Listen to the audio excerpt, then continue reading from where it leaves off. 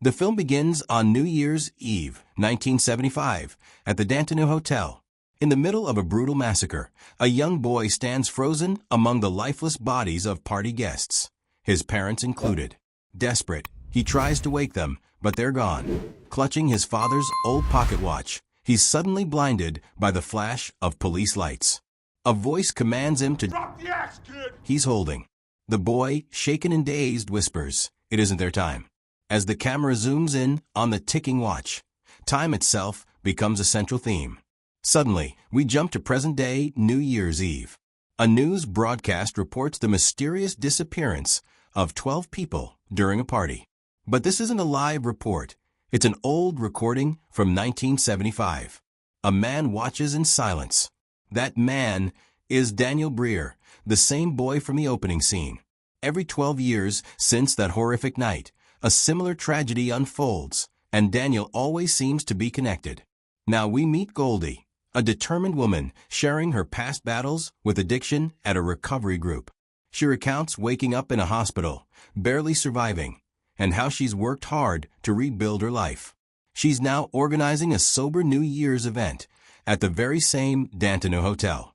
While preparing for the night, Goldie reassures her boss, Amit, that everything is under control. But then she crosses paths with Daniel, who's still carrying that same old pocket watch. He warns her about a 12-year cycle and something called Judgment Night. Goldie is confused, but the tension rises. Amit later explains that Daniel lives on the 12th floor and was involved in an incident years ago, but insists he's harmless. That night on the rooftop, a man encounters a mysterious figure dressed as the Grim Reaper.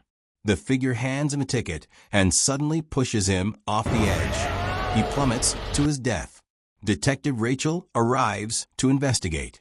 Goldie explains that only she and the victim, a man named Christoph, had rooftop access.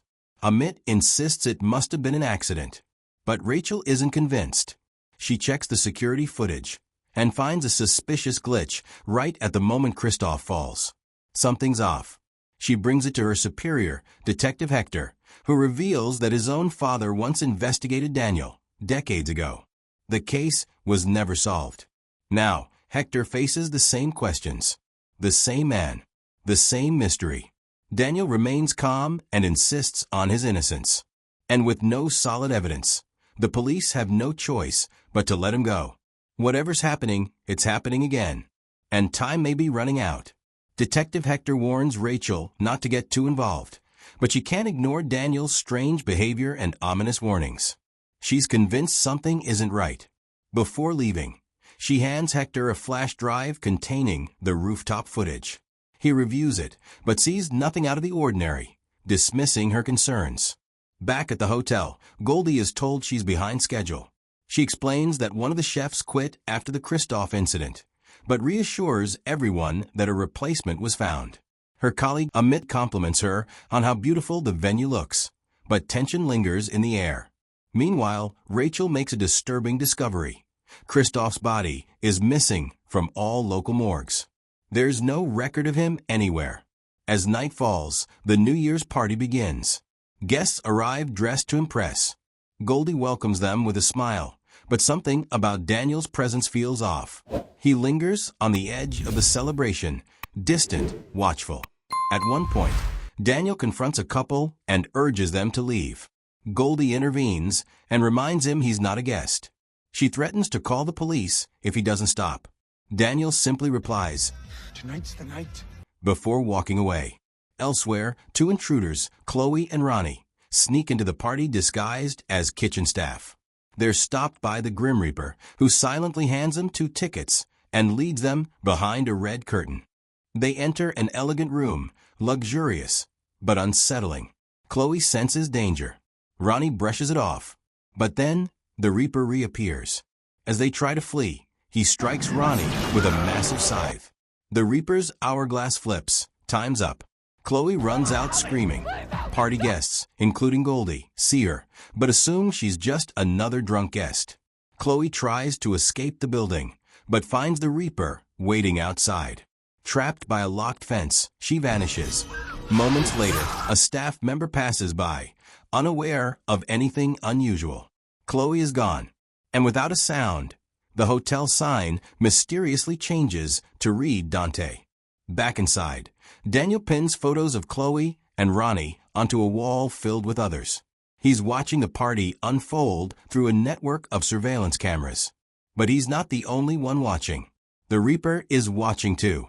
Goldie soon stumbles upon Ronnie's lifeless body. Terrified, she runs, just like Daniel had warned her. Meanwhile, an old video plays at the station. A young Daniel describes a shadowy figure he believed was responsible for his parents' deaths. Rachel receives a frantic call from Goldie, claiming she has information about Christoph. But when Rachel arrives at the hotel, she encounters something strange. The Grim Reaper appears, silent, eerie, and offers her a ticket. Suspicious but intrigued, Rachel accepts. She and Goldie then step into a strange room, one neither of them had seen before. It's massive, empty, and unnervingly silent. Even worse, the body Goldie saw earlier is now missing. Goldie confesses she didn't even know the room existed. That's when Rachel shares a chilling fact. This very hotel is where Daniel's parents disappeared, nearly 50 years ago. Rachel questions why anyone would choose to live in a place soaked in tragedy. Goldie, shaken, insists they shut down the party. But Rachel has another plan. She wants to confront Daniel, quietly, without causing panic. Rachel also asks about the Reaper. Goldie swears she didn't invite anyone like that and has no idea who he is. Later, Rachel knocks on Daniel's door. He opens it, calm, unreadable. She accuses him of being involved in the disappearances and promises to expose the truth. Daniel laughs coldly. He reminds her that even the FBI couldn't pin anything on him when he was just 12. When Rachel tries to arrest him, Daniel resists.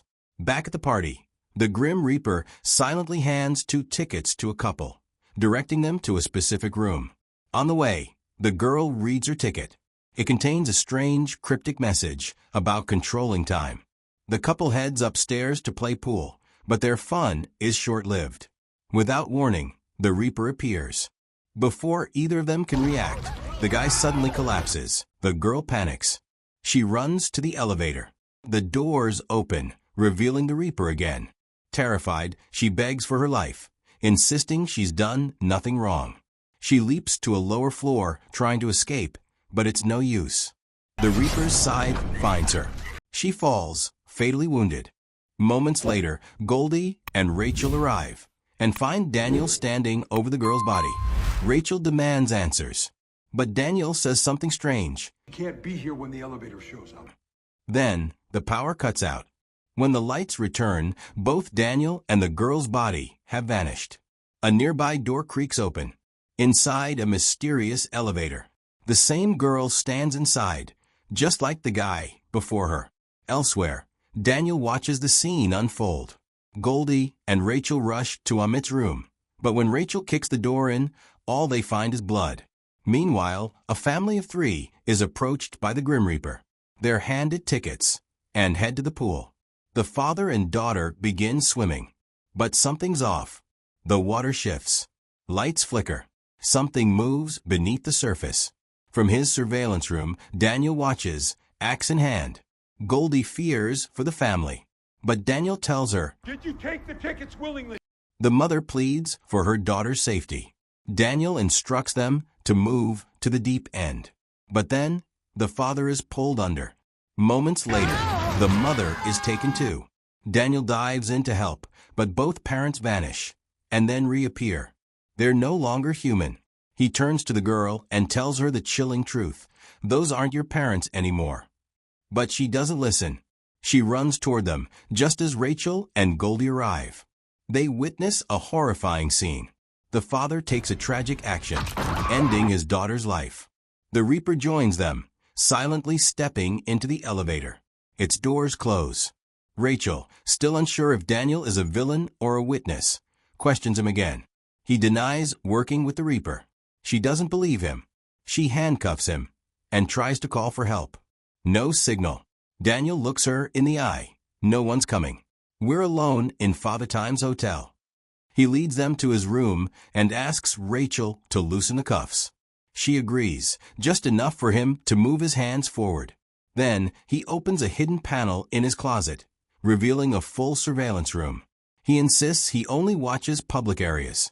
On the screens, they spot something unusual. An elevator that disappears from view. Goldie notices a wall of photographs, missing people. She accuses him. Daniel shakes his head. They're not my victim. A flashback reveals the truth. As a boy, Daniel watched the Reaper murder his parents. Years later, at 18, he moved into the hotel, convinced they hadn't really left. By 24, he tried to fight back. He struck the Reaper with an axe, but it didn't work. And then came the horrifying realization.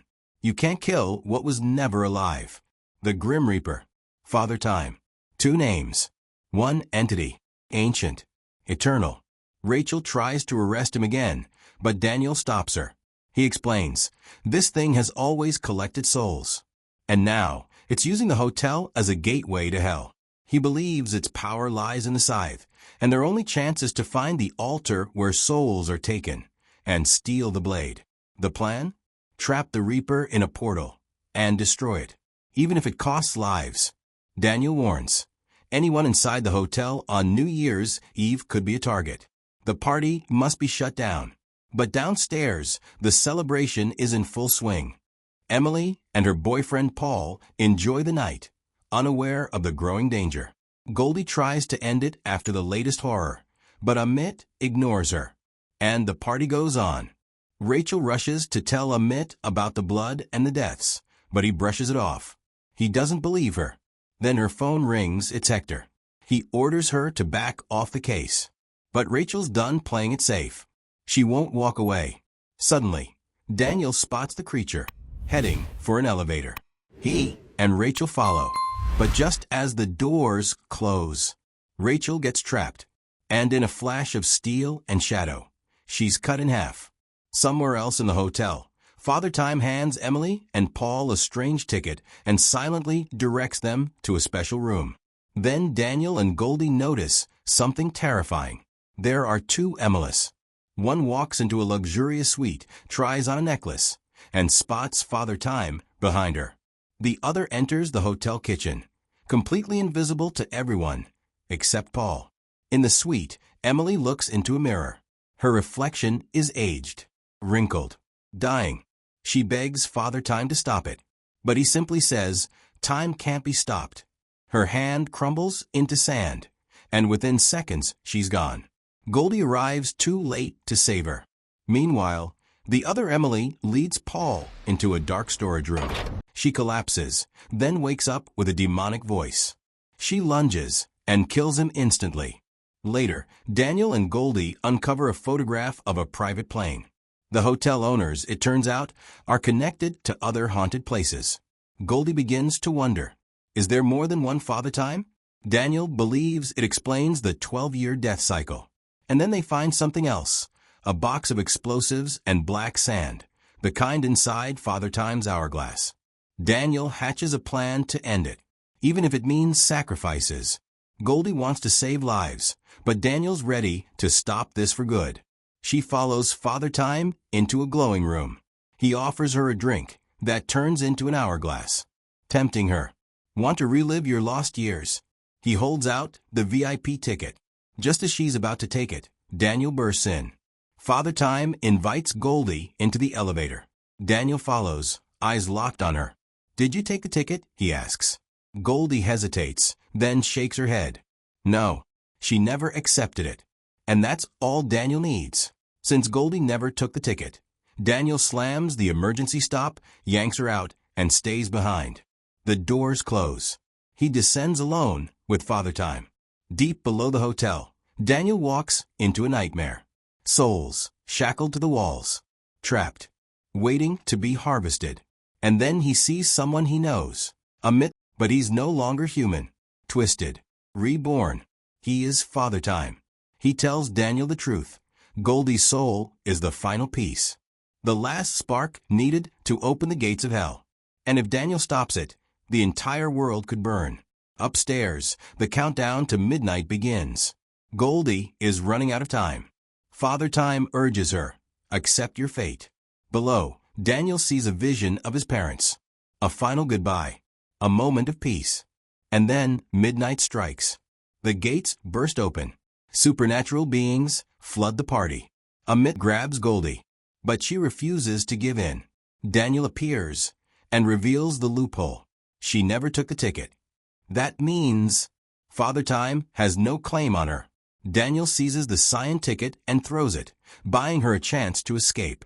Then, with one last move, Daniel tackles Emmett into the open gate and ignites the dynamite filled with black sand. Everything goes white. Time resets. Goldie wakes up at the party. The music's playing. People are laughing. Everyone is alive. The nightmare is over. Daniel's plan worked. He turned back time. Goldie walks out of the hotel. Above her, the neon sign flickers. It no longer says Dante. It says Dantano. She looks up and quietly whispers, "Happy New Year." So, what did you think of this story? Let us know in the comments below. And don't forget to like and subscribe for more creepy movie breakdowns.